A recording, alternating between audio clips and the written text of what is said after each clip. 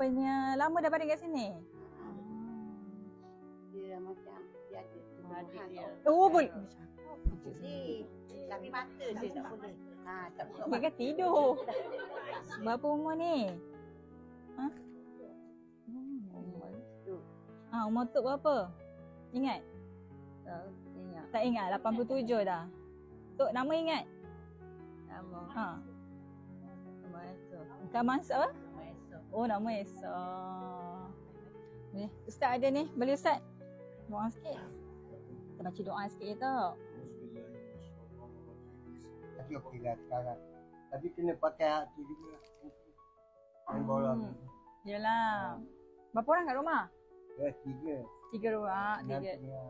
Oh, sekali menantu Ah, Tak pernah datang Ini bakul makanan kita bagi dari pejabat parlimen setiap bulan kita akan hantar selepas ni. Okey. This is the first time lah Yeah. this month Then nanti next month nanti juga. Ya, see you again. Adalah dia bawa buah tangan sikit. Bawa sikit lah. Sebagai tanda-tanda ingatan, bertanya khabar jaga diri. Kita doakan supaya sihat lah. Ya, semangat.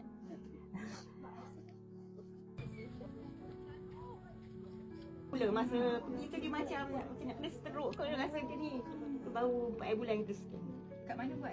Tempat kalau kanser kat Kuantan, kalau yang radioterapi tu apa yang scan tu saya minta kat Terbelum lah. sikit. Kalau dia daftar dengan peka, kalau dia berulang hospital sepatutnya boleh dapat bantuan tu. Pandai yang semua buat. Peka tu Acik pergi kat KK Kesihatan. KK sini kat mana? Oh, Pagar. Pergi Pagar kata nak peka B40. Nanti dia diuruskan semua. Dan kalau layak, dapatlah bantuan tu. Biasanya memang akan layak lah pun. Cuma dia akan buat pemeriksaan, dia akan ambil darah apa semua. Dia ada proses je sikit lah. Macam cakap je, Acik tanya. Acik nak tanya pasal peka B40, boleh tak?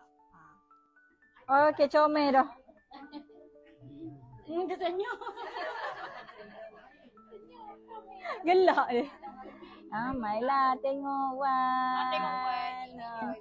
Tengok sihat ke tak? Wan dah makan belum? Tanya khabar ya.